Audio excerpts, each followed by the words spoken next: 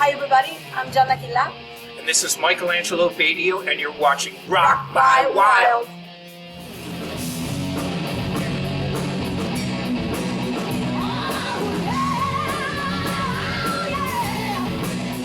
So first of all, thank you very much for doing the interview. And let's start from the presentation of the band. I'm the Rhodes, I'm the bass player of the band. Guitar. Gianna Chilla on vocals. Roberto Pirani on drums. We toured in December, but it was a different group. But all of us knew each other, but we did not know Gianna. We knew of her, but we didn't know her. The agent, Stefano, thought it would be a good idea for us to get together, and we did, and everything worked out good. So we recorded a record very quickly to go with the tour, but the album came out great. And so it's our first record together, and I'm very happy with it. We're going to do a lot of the songs from the album tonight in concert. How did you choose the songs to get in the album? Well, the first record, it was I had all the songs written because we had no time. It was December, the album was finished very quickly. So Gianna has a great voice and a very soulful voice. So I tried to pick songs that I thought would lend themselves to her voice. And then we wrote one together called Spinning, which came out really great. We talked a lot. We decided, the mood first of all, and we wanted it to be something that came from him, but that had something about me. Yeah, it was a good collaboration because I would give Gianna an outline, and then I started to understand her range. She's got a very wide range, but you have to write songs that are good, in that right range, because she can sing very low, very high. But I just said, here is what I have. Do what you do. Just make it your own. That's what I thought would be best. It was great because it let me have so much space, so much room, and I had the freedom to make a lot.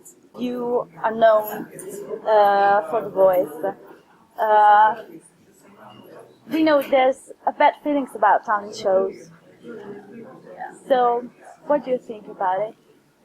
It's a long story, and we gotta cut long story short, of course. But the fact is that I think that talent shows don't give enough space to real talent. They seem to tell people, okay, we got the talent, then we'll make everything necessary to make them great or greater.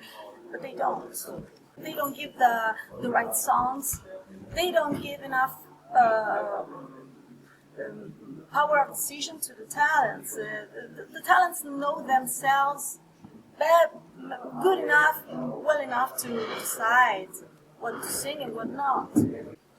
As an American, I think it's different in Italy, the perception of shows like The Voice. In America, when you get on television, you're on television. That's it. Yeah. You're in front of millions of people. It doesn't matter if you sing a Beatles song or Iron Maiden, but you're on television. And I know in the United States, people can sing one way on a talent show, but then have a completely different style when someone I work with in the United States works with someone from American Idol. He sang very differently on the show than what his music is. So, but I guess it's different in Italy, though, the perception. But I think it's a good thing, personally. No, of course, it's good because you get a wide audience, and of course you get a take advantage. Yeah, and especially if you're really good. And talking about guitars, we do think that you are the one and only. You have the double yes, of course. It's all true. No. Yeah, I'd like to ask you if you feel that, if you really feel that you are so unique. Well, I can't help being unique. That's just the way I am. But I know now that the thing that I'm proudest of, besides playing with great musicians and singers, and like we have now in the band, is I have helped a lot of famous musicians. So my influence on guitar in the teaching area too Tom Morello, from Rage Against the Machine. Many famous guitar players have studied from me. I was on a Monsters of Rock cruise just a few weeks ago. All these famous bands, I cannot say it. I had 2 guitarists in 2 different famous bands asking me to teach them. And here they're selling millions of albums, and they're coming, Michael, I love the way you play. But I think I know that part, but I love to play, and I never take it for granted. I'm in Rome. We're doing our first show. It's fantastic, and that's what I love. So I know what I am, but I also appreciate it.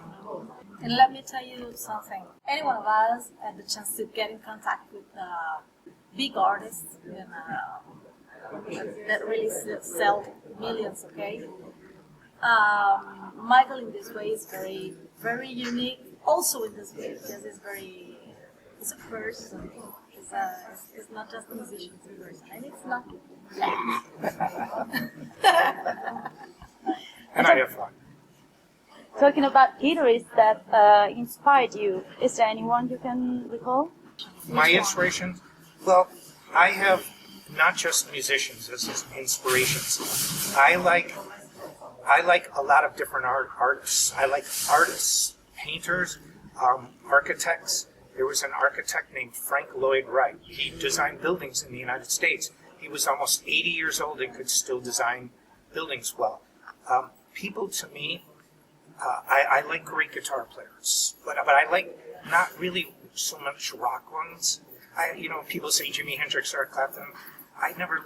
That's not my inspiration. My inspiration is more Al Di Meola, jazz guitar players and more technical guitars. But then I like the Rolling Stones too, so who can say? But I like good music, and I like people who have long careers, because I've had a long career and I know what it's like. I've never been hurt. I feel great.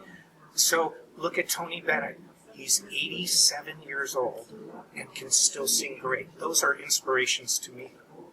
I just jammed with a young guitarist. I'm still very fast. So it's an inspiration for me those are the people I look up to. I read that you have a degree in music theory. Yes. And composition, yeah. Yeah, how much do you think that helped you? It doesn't make me a better guitarist. If somebody has a degree in vocals, it won't make them a better singer. But what it does do is this. When you listen to music that sounds strange to you, like for me, if I listen to a piece of music, I don't listen to it to listen if I like it. I listen to it and I analyze it, and then I understand it much faster. So I think it's really helped me in my career, because as music changes, sometimes I don't like everything, but I understand everything, and that's a big difference. I don't like just music from the past. I like some modern music, and I understand it. Are you ever gonna play the chord guitar again? I will if the show is big enough for me. It weighs on the stand 30 kilos. It's too heavy so it's on a stand, it moves, it's computerized, but we need 4 amplifiers. It's a lot of work to carry that. To bring it here to Italy, the stand it's a lot. But I would do it if the show was big enough. If Stefano said, okay, we could ship it out. Hornets, here we come. Nowadays, artists can count on a huge amount of tools like the web and all this stuff. Can we say it is still difficult to be a musician, in your opinion? Yes, I think it's really hard, but it's never been easy. You have to want to do it. I just believe in the mindset. You either do it or you don't. People who think they can do it and believe they can do it, do it. People that don't believe and truly they can do it, don't. It's that simple. But one thing about music today that's a lot better is that a band and an artist can control their own image much better. If a magazine 20 years ago said, I hate this album, you suck, what could you do? Nothing. Now, it's why people don't like Donald Trump. If somebody says something to him, he says it back at them 20 times, and they don't like it. And so if somebody says they don't like my music, I can go and say, well, I don't like you either. And so we can we have a way, and also with public and social media, we can control photos, we can control our image, we can control our songs. It's much better than it was in the past, I think. So is there any advice you could give to young musicians? Well, I would give the advice that we do. One, you have to release something on a video. You have to have a social media presence, YouTube. I have millions and millions and millions of views on YouTube. You use YouTube, you record music, you release music, and you play live. You want people to like you. And the only way to find out if they like you, if you release a video and no one watches it, then you know there's a problem. If you release a video, a lot of people watch it, you know you're doing something right. So people are the judge. But I would say record music, use social media, use YouTube, play live. And that's what we all do. How will this experience with Michelangelo change your approach to music? To me, I play with a lot of musicians, like, for example, Michel Roth, Marcello, Eric Martin from Mr. Green. Always enjoy. But with Michael, it's different. He has something to learn. It's totally different. Giving to me energy, power, but everything, stage moving, sound, everything. That's for me. Of course, each artist that you meet and you can collaborate with gives you something different, and you can enjoy more or less. I'm enjoying a lot now. Well, one thing I think, because he's played with a lot of big names, so is Roberto, and Jana has her own name. We are so different. I always like playing with singers like that, but it's very hard to find one that good. So I thought, here I'm more technical, but yet we have this singer that can just. I think it's a good combination because it's very different, and it works. So, to end this chat, would you leave a message for your fans? For me, support the live music. That's it. Come out to the shows, buy the record. Move that ass! Okay, so thank you very much. Thank you. Thank you.